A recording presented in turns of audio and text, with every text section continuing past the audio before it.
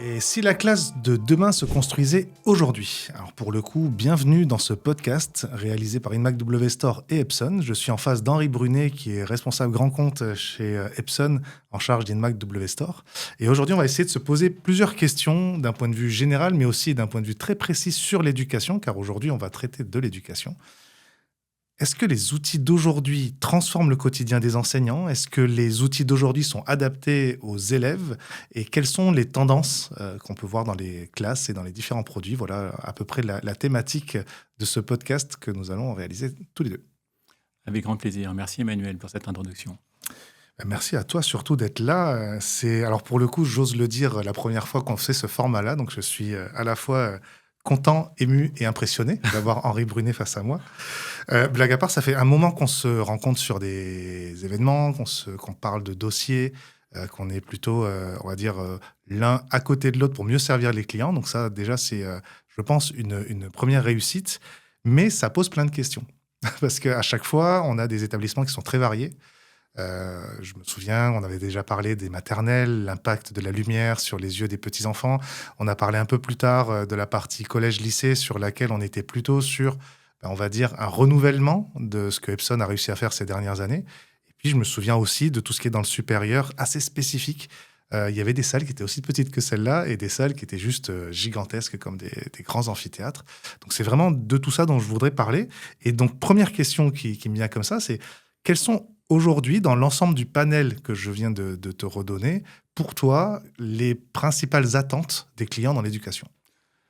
Merci Emmanuel pour cette introduction. Ce qui m'intéresse beaucoup dans ta question, c'est aujourd'hui comment une marque comme Epson peut répondre à les divers besoins en termes d'éducation, puisqu'ils sont divers et variés, et que nous pouvons être confrontés à différents environnements. En revanche, il y a une chose qui me semble particulièrement importante, c'est comment aujourd'hui, pour moi, le plus important, c'est comment le numérique peut être mis à disposition de l'enseignant et lui faciliter la tâche à tout point de vue, parce que le maître mot, c'est quoi? C'est comment transmettre un savoir vis-à-vis de ses étudiants. C'est ça qui m'intéresse le plus aujourd'hui, et comment on peut aujourd'hui, grâce à Epson, aider un petit peu donc, le formateur à pouvoir s'améliorer et donner tout le potentiel de ses connaissances.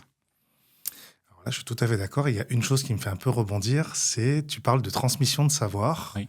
Et ce qui est beau quand on a des produits comme ceux d'Epson, c'est qu'on arrive à les sublimer. Voilà.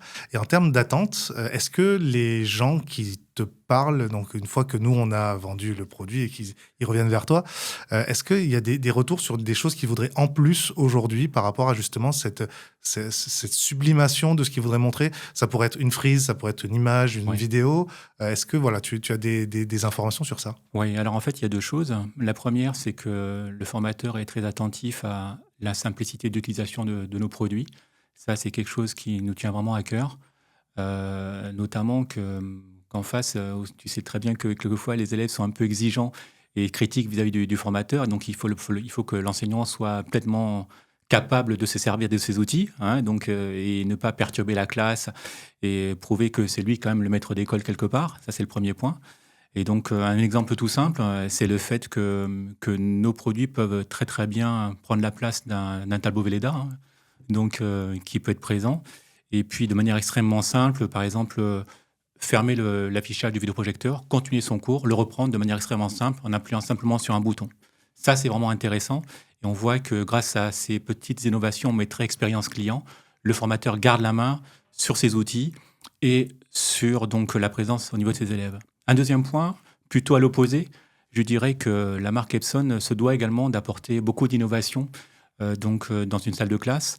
Et c'est ce qu'on a essayé de faire donc, à travers de différentes solutions que nous proposons avec des partenaires, notamment le pouvoir comment dirais-je, donner un système d'immersion dans une classe pour pouvoir tout le monde y participer, donc interagir avec l'élève. Ça aussi, ce sont des points importants que nous essayons de mettre en avant aujourd'hui. Tu parles de facilité, donc moi j'ai un exemple aussi qui me vient dans nos pratiques. Le boîtier dont tu parles, le bouton dont tu parles, ça Oui. c'est quelque chose qui revient très souvent, Oui. où les gens disent, en fait j'ai pas eu l'impression d'avoir un nouvel outil, Oui. j'ai eu l'impression d'avoir un outil qui m'accompagne. Et ça c'est quelque chose qui revient assez souvent. Et l'autre point que tu as dit sur la facilité d'usage, c'est que donc, tu sais très bien que chez Inmac W Store, on vend beaucoup de choses, pas Oui. que du Epson évidemment, mais sur les autres types de produits, il y a une partie installation. il y a une partie accompagnement sur la formation, et puis ensuite, il y a même un accompagnement après la formation. Sur les produits dont tu parles, on garde le Velleda. S'il y a une formation à utiliser le Velleda, on ouvre, on ferme le Velleda, ça va, ça s'arrête là. Mais voilà, après, même le côté interactif, donc je me souviens qu'avec tes équipes, vous nous aviez montré comment, dans les dernières interactions, on faisait un pointage, on faisait un calibrage, mais même ça, c'est devenu hyper facile aujourd'hui. Et donc, le retour que j'ai de ces classes-là, c'est que ils n'ont plus besoin de nous. En termes de formation, ils enlèvent une partie de la formation. Oui, tout à fait.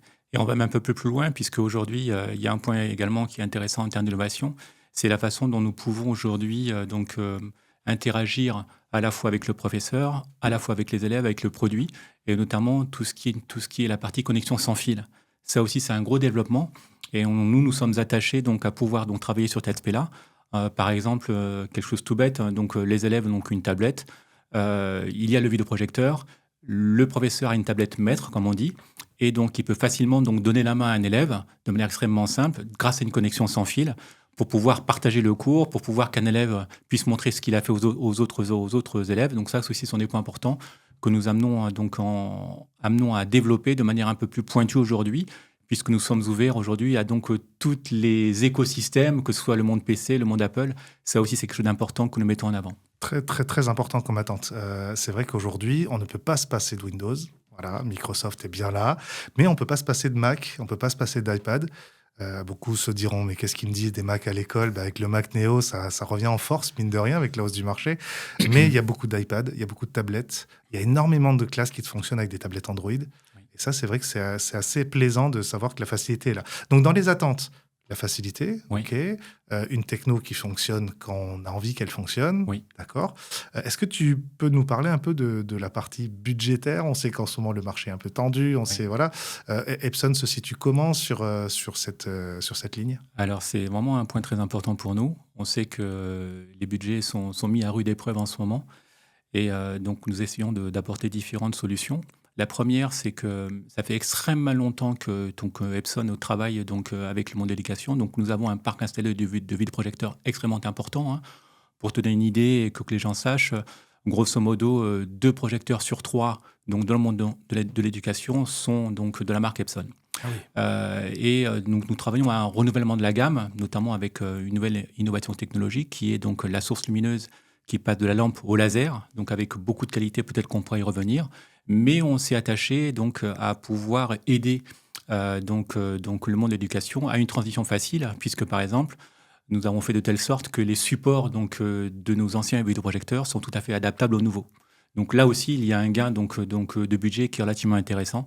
Et c'est dans ce sens-là qu'on peut aller vers la prise en compte des contraintes budgétaires de l'éducation. Oui, qui sont nombreuses. Hein. C'est un de nos rôles dans l'équipe InMac Double Store Éducation. On a souvent, en fait, quand on épluche les appels d'offres ou quand on va voir les clients, ce premier point qui vient. Et ce qui est assez drôle, c'est qu'une fois qu'ils ont dit à peu près leur cible budgétaire, Oui. leurs moyens, on va pas se mentir, ils ne sont pas extensibles, on arrive quand même à leur faire comprendre qu'il y a certains avantages. Voilà. Oui. Donc, les premiers avantages dont on en a parlé, on ne va pas revenir dessus. Il y en a juste un qui me vient là, c'est que moi, j'habite une région qui est un peu verte. Voilà. Et dans cette région verte, on aime bien en fait, que les choses soient respectueuses de la nature. On sait très bien que le numérique, à partir du moment où tu consommes de l'énergie, tu consommes de l'énergie. Par contre, il y a peut-être une solution pour en consommer moins, peut-être une solution pour en consommer mieux. Oui. Est-ce que sur ça aussi, Epson a avancé ? Oui, de manière extrêmement complète. Ça fait extrêmement longtemps que Epson travaille sur l'aspect environnemental de ses produits. Je t'avoue que je suis assez fier d'être maintenant chez Epson depuis 2 ans et demi, et ce sont des valeurs auxquelles j'ai adhéré rapidement en venant chez eux. Donc ça compte beaucoup. Et en fait, il y a plusieurs interventions à différentes chaînes de la vie d'un produit chez Epson. Le premier, c'est à la base, la conception même des produits. Ça, c'est relativement important, puisque aujourd'hui, maintenant, nous travaillons à ce que il y ait un maximum de matières recyclées qui soient déjà à la base dans la fabrication de nos produits. Ça, c'est vraiment important. Ensuite, le fait de, par exemple, passer de la lampe au laser, ça consomme beaucoup moins d'énergie. Ça aussi, c'est un point très important. Pour consommer mieux. Absolument, absolument. Et puis, il y a un rythme pour te dire, le bloc laser, on va parler un peu technique, mais très rapidement, le bloc laser aujourd'hui a la durée de vie du produit. Donc, il n'y a plus un problème de changement de lampe. donc qui sont au mercure. Hein, donc il y a aussi une grosse économie, un gros impact environnemental à présent à ce sujet. Donc voilà, donc il y a aussi cet aspect-là qui est relativement important. L'un des autres aspects que je peux me permettre d'évoquer, c'est donc la durée du vie du produit en tant que tel, puisqu'aujourd'hui nous avons des exemples, des retours sur des projecteurs qui durent, ma foi, 10 ans, 15 ans. Et alors qu'aujourd'hui, un vidéoprojecteur laser, si on prend le comparatif d'une utilisation normale d'un produit dans l'éducation, nous pourrions aller théoriquement jusqu'à 34 ans d'utilisation. Donc voilà, donc là aussi c'est relativement important. Est-ce qu'on sera là pour voir la fin des lasers? C'est ce que je me demande quelquefois. C'est vrai, et donc dans le côté environnemental, j'insiste sur le mieux. Oui. Parce qu'en fait, nous, dans notre catalogue, on met en avant souvent l'avant, donc la pré-production, le fait de planter des arbres, le fait d'avoir, comme tu dis, des produits recyclés. Oui. Et c'est peut-être intéressant, vu le prix de l'énergie qui augmente malheureusement de plus en plus, d'avoir se consommer mieux. Et honnêtement, un petit exemple aussi qui me vient d'un collège, la dernière fois que je suis allé les voir, ils m'ont dit « vous pouvez ressortir ». Et alors pour le coup, j'ai juste demandé pourquoi. Ils m'ont dit parce que notre principal sujet, c'est pas vous, c'est pas le produit, c'est pas le numérique, c'est pas le projet que l'enseignant X ou Y m'apportera, c'est ma facture d'énergie. Oui. Et il m'a dit, tant que j'ai pas résolu ma facture d'énergie, je ne pourrais même pas me mettre à penser à un projet. Donc c'est vrai que si on leur apporte quelque chose qui leur permet d'avoir une consommation énergétique moindre, ben là on est dans le vrai, à mon avis. Tout à fait. Et donc pour le coup, on parle des salles de classe, on parle de toutes ces évolutions, en termes de manière d'enseigner. Pour moi, qui ne suis pas très, très vieux, j'ai toujours vu des vidéoprojecteurs. J'ai connu les rétroprojecteurs. Oui. Est-ce que sur ces choses-là, Epson, pour le coup, a quelque chose à apporter de plus sur l'innovation, on va dire, pédagogique pure, sur l'acte de l'enseignant, sur les actions qu'il a menées? Oui, tout à fait. Donc, en fait, il y a un point relativement important, c'est que maintenant, souvent dans l'éducation d'ailleurs, nous passons sur des produits qui sont interactifs. Donc avec une vraie interactivité, puisque c'est le mot qu'on emploie vis-à-vis de l'élève et de l'enseignant. Et surtout, cette interactivité est liée donc à une grande surface d'affichage. Ça aussi, c'est un point relativement intéressant, puisqu'on sait que notamment que l'apprentissage passe donc par la vision de l'élève. Et évidemment, on n'aura pas le même impact d'un élève qui est au premier rang jusqu'au dernier. Donc la taille de l'affichage est relativement importante et grâce à nos vidéoprojecteurs aujourd'hui, nous sommes capables d'afficher jusqu'à 100 pouces en interactivité, donc 100 pouces, 2,54, donc ça fait une diagonale qui fait donc environ 2,50 m. Donc là voilà, il y a aussi un point important sur lequel nous sommes capables d'apporter de l'innovation, d'avoir une grande qualité d'affichage pour pouvoir amener le mieux possible l'élève à intégrer ce qu'il voit à l'écran. Ça aussi c'est important. J'ai souvent été au fond, donc je comprends ce que tu dis. Tout à fait. Et puis un autre aspect sur lequel on pense peut-être un peu moins, c'est la sécurité et la prévention vis-à-vis des élèves, puisqu'il y a aussi un point important, c'est que le vidéoprojecteur, et quand l'élève le regarde, c'est une lumière qui est indirecte. Et ça, c'est un point important. Donc l'élève ne va pas voir directement la lumière qui vient vers lui. Il va le voir de manière indirecte. Et ça aussi, c'est relativement important. C'est un domaine qui est de plus en plus pris en compte en France, dans les pays européens, et sur lesquels les pays nordiques, notamment, ont une grosse avance. Et donc, on s'en sert. Et c'est la raison pour laquelle on travaille de plus en plus proche avec le ministère de l'Éducation nationale pour pouvoir proroger cette vision des choses que nous avons vis-à-vis de la sécurité de nos élèves. Tant qu'on est sur ce focus vidéoprojecteur, là, parce que donc, pour le coup, tu nous as parlé de laser, tu n'as pas voulu rentrer dans le détail, mais j'aimerais bien que tu rentres un tout petit peu dans le détail. Qu'est-ce qui fait qu'aujourd'hui, le vidéoprojecteur que tu proposes avec Epson va être plus intéressant qu'un autre? On a dû te poser la question 20 000 fois, mais je la repose là. On fait un focus juste un moment dessus, même si c'est un peu trop technique. Désolé pour vous qui écoutez, qui regardez, mais c'est important de savoir ce qu'il y a dans la boîte. Bien sûr. Alors effectivement, donc le laser, donc la source lumineuse, le bloc laser, comme on dit, donc à la base, permet donc un meilleur contraste, donc une meilleure visibilité, ça c'est relativement important. Le deuxième point, c'est que ça va être lié à une meilleure résolution donc de l'affichage. Donc là aussi, ça va être beaucoup plus performant pour que les caractères que l'on voit à l'écran, les images, un fichier Excel tout simplement, puissent être beaucoup mieux perçus qualitativement. Ça aussi, c'est important. Il y a aussi des choses très simples, en fait, pour gagner du temps vis-à-vis de l'expérience client qu'on avait parlé tout à l'heure. Le fait que via un vidéoprojecteur laser, l'allumage et l'inspection sont quasi instantanés. Il n'y a pas besoin d'avoir la lampe qui va être refroidie, etc., avant que le produit puisse s'éteindre tout de suite. Donc ça, c'est vraiment un gros avantage. Et puis donc la durée de vie de produit, donc ça on a dit, c'est vraiment important également. Et puis le fait que le laser, c'est quand même un produit éco-conçu à la base, donc avec un moindre impact environnemental. Voilà, grosso modo, c'est ce que je pourrais dire entre les différences et surtout les qualités qu'il y a entre une lampe et un laser. Alors attention, une petite chose, Emmanuel, je sais que tu vas peut-être souligner ce point-là. Tu vas me dire, mais oui, Henri, mais les vidéoprojecteurs qui sont installés depuis des années, ils sont quand même bons. On ne va pas les mettre à la casse tout de suite. Soit, c'est vrai. Donc, nous l'avons pris en compte. Et nous avons pris l'engagement de commercialiser toujours des lampes en pièces détachées, hein, pendant un certain temps, pour justement pouvoir encore faire vivre et survivre le parc de nos projecteurs qui sont installés, tout en sachant que naturellement nous poussons vivement tous nos utilisateurs à travailler sur cette nouvelle technologie, un produit vidéoprojecteur avec Plutôt le laser comme ouais. source lumineuse, absolument. Mais avec une continuité pour pas abandonner. Absolument. C'est important pour nous. La double action est bonne et la double réponse est bonne. Pour le coup, oui, tu as lu dans mes pensées, donc je vais sauter une question. Mais non, mais hormis ça, vraiment pour rester sur le vidéoprojecteur, moi j'ai juste une toute petite histoire à raconter sur laquelle tu vas forcément rebondir. On était en face d'un mur blanc dans un hall d'entrée, dans un enseignement supérieur, on va appeler ça comme ça, ce qui n'est pas tout à fait vrai parce que c'était un lycée qui forme aussi jusqu'au Bac+2. Et dans ce lycée-là, il fallait un affichage dynamique, mais qui ne soit plus de l'écran, parce que le plafond était trop bas. C'était vraiment ça le cas concret, c'était dans le nord de Paris, je ne donnerai pas le cas, mais je suis sûr qu'il y en a qui se reconnaîtront. Et donc, on a enlevé les écrans parce qu'ils arrivaient trop à la tête des gens quand ils franchissaient ce hall. Et il y a eu une idée assez phénoménale, c'est de mettre une gamme, voilà, de produits Epson, qui permettait d'avoir une continuité d'affichage sur l'ensemble du mur blanc, avec seulement 2 produits. Et le reflet qu'il y avait sur ce mur-là, on a tous dit, et je l'ai dit là juste à l'instant, qu'il était blanc. Et bien quand on a éteint les vidéoprojecteurs, il était bleu. Pas un bleu aussi foncé qu'on a derrière nous, mais un bleu un peu pastel comme nos chemises. Là, il y a quand même quelque chose. Je reviens sur la technique, je suis désolé une dernière fois, mais comment c'est possible en fait ? Alors effectivement, nous travaillons à... Epson à la base est un industriel. Donc il s'attache à certains points, notamment l'aspect colorimétrique, qui peut être extrêmement performant. Donc c'est une technologie qui s'appelle le tri-LCD, donc Epson est propriétaire. Ce qui fait que nous arrivons à travailler, à nous adapter sur différents environnements, effectivement, tant en termes de ce qu'on a sur lesquels on va projeter. Et nous réussissons aujourd'hui à travailler et à compenser en fait les aléas d'une salle, etc.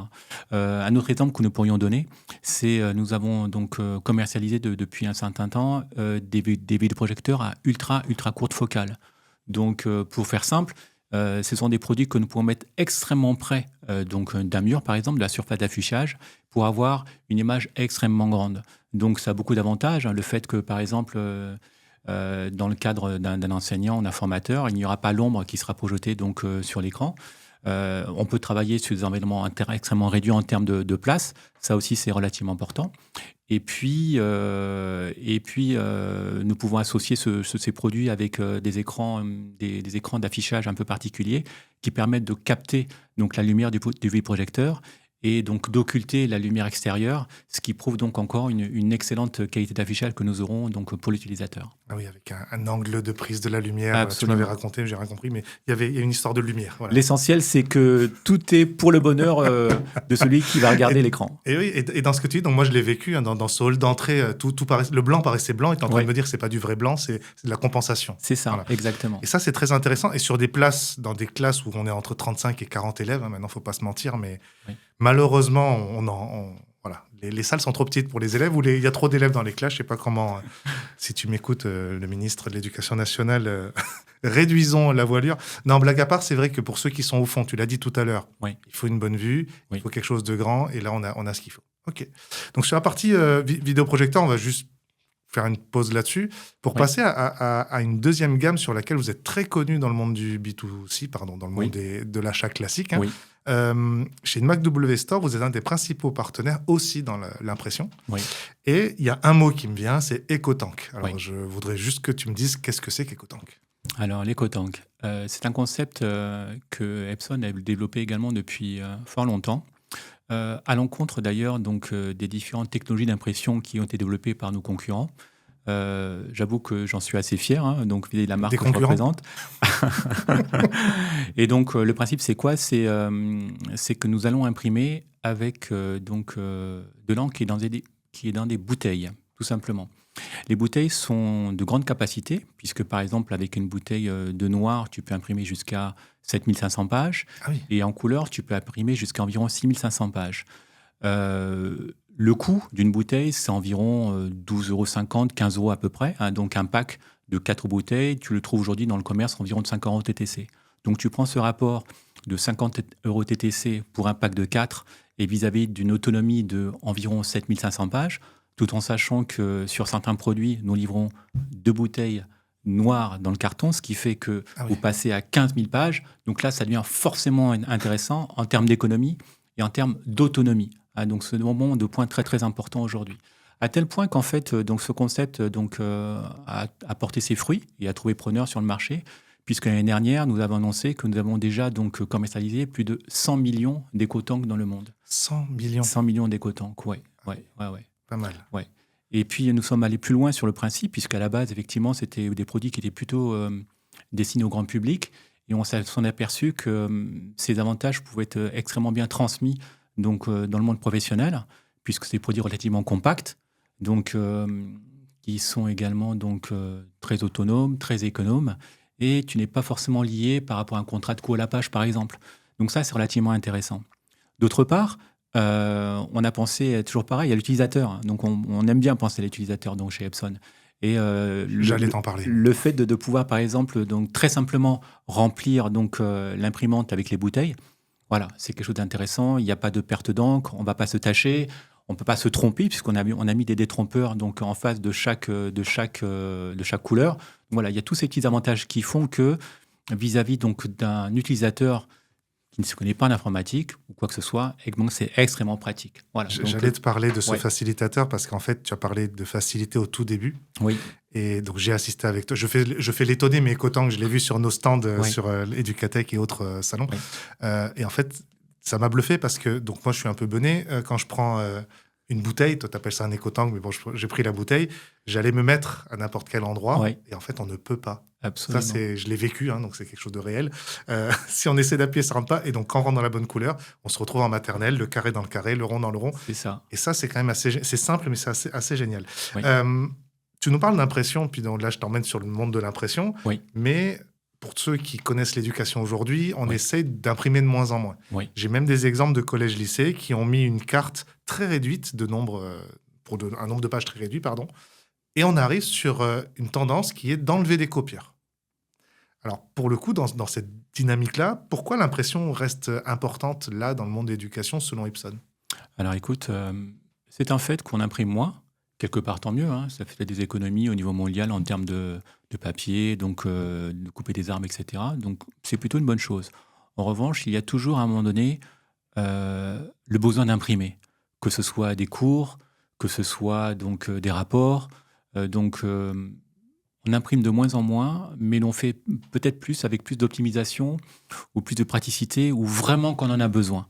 Et je pense qu'aujourd'hui, on aura encore besoin d'imprimer donc dans le monde de l'éducation, que ce soit donc dans un collège, dans un lycée et aussi dans des universités, hein, puisque mine de rien, on a quand même des parcs relativement importants qui utilisent beaucoup donc de papier, donc et besoin d'imprimer. Donc le besoin existe encore aujourd'hui de manière assez forte. Alors on a fait attention aussi à ça chez nous, puisqu'on est un petit peu originaux, dans le sens où nous avons employé une technologie particulière qui est l'impression jet d'encre à froid. C'est-à-dire qu'à l'opposé d'une autre technologie qui est présente, qui est le laser, nous, quand nous imprimons, nous n'avons pas besoin donc de chauffer, de produire de l'énergie. Il y a moins de pièces en mouvement qu'on est obligé de changer donc à cause de cette chaleur-là. Et ce qui fait que nous pouvons arriver sur certains parcs d'impression à avoir jusqu'à 80-90% d'économie d'énergie. Rien de le fait en comparant ces deux technologies. Avec un papier spécial? Non, c'est exactement la même chose. Donc, vous pouvez avoir les mêmes caractéristiques d'un produit en termes de pages par minute, de fonction recto-verso, de scannerisation. Ça, c'est vraiment pas un souci. Nous apportons donc les mêmes fonctions d'une imprimante, d'un photocopieur classique. Le seul point, c'est que grâce à cette impression jet d'encre à froid, nous pouvons déjà gagner d'ores et déjà donc, un côté énergétique extrêmement important. Et ça, c'est vraiment fabuleux. Vraiment, vraiment fabuleux. Consommer mieux de tout à l'heure. Absolument. Juste sur le type de support, en fait, j'avais un retour d'un prof de français qui me disait le rapport au papier pour l'être humain. Tu parlais des arbres, évidemment, dont on a besoin. Mais même sans penser aux arbres, il y a un côté naturel à tourner une page. Là où il y a un côté un peu moins naturel à slider, alors qu'on les voit tous dans la cour de récréation en train de scroller. Mais en fait, c'est devenu quelque chose de naturel pour eux, mais sans vraiment de sens. Quand on touche une page d'un livre en papier, il disait que dans nos sens, on trouve comme quelque chose de naturel et il y a un rapport au papier. Et en fait, quand on imprime, donc lui, il disait qu'il n'imprime quasiment plus que la moitié de ce qu'il imprimait avant. Donc on a déjà quand même un gain. Bien sûr. Mais qu'il s'imposait d'imprimer pour ces choses-là. Et il imprimait aussi parce qu'il y a des élèves, quand on est trop devant une image numérique ou une image digitale, pour le coup, il y a des élèves qui ne se sentent pas bien. Et ça, c'est une réalité en termes de... On n'est pas tous égaux sur les iris. Et il me racontait que dans certains cours, le fait d'avoir imprimé en format A3, parce que vous avez aussi des grandes imprimantes, ou des fois A2, donc pour ceux qui ne savent pas, il suffit juste de redéployer un A3 en 2 et ça fait un A2, et d'avoir mis un texte, donc une fable, un Victor Hugo ou quelque chose, avec des polices d'écriture un peu à l'ancienne, ou de modifier ces polices-là. Tout à coup, il y avait une appétence et une envie d'aller lire qui était autre. Voilà. Et donc, ce phénomène papier, moi, je trouve très intéressant qu'une marque comme Epson reste très dynamique en termes d'innovation, impression, parce que ces retours-là, on en a beaucoup. Et là, j'ai donné l'avis d'un prof de français, mais il y a pléthore. Et il y en a même un qui peut être très surprenant, c'est un prof de NSI. Tu sais, les nouvelles matières scientifiques, informatiques. Donc, pour le coup, je me suis dit, je viens te vendre un ordi, une tablette. Il me dit, et une imprimante. Je dis, mais non, tu es prof d'informatique, tu vas programmer, tu vas coder. Non, il avait besoin d'une imprimante parce qu'en fait, il y a des élèves, pour le coup, une fois qu'ils ont fini leur code, ils ne savent pas ce qu'ils ont fait. C'est dingue. Ils éteignent l'ordinateur, l'écran devient noir, et il s'est rendu compte qu'en fait, oui, il y a des notions qui restent dans leur tête, mais le fait de repartir avec... alors, il n'imprime pas tout le cours, ce n'est pas tout le manuel scolaire non plus, mais il dit toujours une feuille ou deux à la fin d'un cours, je le remets dans les mains de cet élève-là, ce n'est pas tous les élèves non plus, mais celui-là, pour le coup, il apprendra mieux. Donc là, on a quelque chose de bien. Et un dernier exemple, c'est les grandes expos. Tu es parent d'élèves, tu as été parent d'élèves. Et ces couloirs où on a quelque chose de physique qui a été produit par les élèves, ça, c'est quand même assez fondamental. Et donc, le dernier exemple que je te donne, c'est avec les IA. Donc, on est revendeur Adobe. Et en utilisant les imprimantes d'Epson, on leur a fait refaire la déco. Donc, la déco ici est très bien, mais imaginons que ce soit tout blanc. Donc, de façon géométrique à la Vasarely. Ils l'ont fait, ils l'ont programmé avec les IA. Et après, ils ont imprimé ça. Ils ont pu mettre ça dans le couloir. Et ça aussi, c'est quelque chose on a besoin de l'impression pour faire ça. C'est très valorisant. Donc, effectivement, l'impact est très important. Et c'est ce qu'on retrouve également donc, chez Epson, où on se dit toujours, voilà, l'essentiel, c'est quoi ? C'est que Epson se doit de faciliter les choses et que ce soit une expérience, mais que toujours le formateur ou l'enseignant ait la main de ce qu'il souhaite faire vis-à-vis de la transmission du savoir. Nous, c'est important de respecter donc ce laïus. Écoute, tant mieux. Non, ce focus éco-tank était important. Alors déjà, pour ceux qui ne connaissaient pas le mot éco-tank, tank en ce moment, c'est pas terrible. Qu'est-ce que tu veux, c'est comme ça. Mais éco, voir qu'on est sur le consommer mieux, voir qu'on a toujours besoin du papier. Moi, je me tue à dire dans tous mes rendez-vous éducation que on n'a pas un projet numérique sans analogique. Voilà, c'est important d'avoir les deux. Et donc, pour le coup, on a ce complément. Dernier point sur les imprimantes. Tu nous as parlé donc, de la partie économique du flacon avec le pack. Et je ne savais pas qu'il y avait un double pack noir. Donc, même aujourd'hui, j'apprends des trucs. Mais en termes de hausse des coûts, on voit des hausses des coûts sur les ordinateurs. On voit des hausses des coûts sur tout ce qui a de la mémoire vive actuellement, pour des raisons que je ne déploierai pas ici. Est-ce que ça va être la même chose pour les imprimantes ? Alors, c'est une bonne question. Tu sais que nous sommes tenus par beaucoup de marchés publics sur lesquels les règles sont vraiment importantes et donc la situation est vraiment particulière. Aujourd'hui, en fonction des éléments que nous avons, nous sommes plutôt chanceux. L'Europe ou même les headquarters, comme on dit, donc au Japon, ne nous ont pas alertés sur une situation qui pourrait poser problème aujourd'hui. On a de la chance de maîtriser. Epson est un industriel, donc il a la maîtrise de ses composants. Et donc aujourd'hui, dans la chaîne d'approvisionnement et de production, nous n'avons pas de problème vis-à-vis de la fabrication, de la commercialisation, de la distribution sur la partie vidéoprojecteur ou solution d'impression. Donc c'est plutôt une bonne nouvelle par les temps qui courent. J'essayais pas d'avoir un secret industriel. Non, mais pas de souci. Mais c'est vrai que si enfin, là, on est à peu près en mars, à l'heure où nous enregistrons, Oui, les gens vont arriver à l'été avec oui, cette boule au ventre, parce oui, qu'on a vu une flambée extraordinaire sur les PC. oui, Les tablettes, n'en parlons pas. oui, Et en fait, on est même en train de se dire, on revenait sur l'histoire de l'analogique et du papier, est-ce que ce serait pas plus intelligent de fermer les ordinateurs pour oui. une certaine période, Donner, oui, jusqu'à ce que bien le sûr. marché se calme? Oui, Donc nous, on est en train de leur expliquer que non, parce que pour le coup, le bon, oui, il a été, mais on peut consommer un tout petit peu moins, garder un peu moins d'ordinateurs, un peu moins, oui. voilà, mais continuer à avoir des projets numériques. Et donc, tout ce que tu racontes est dans ce sens-là.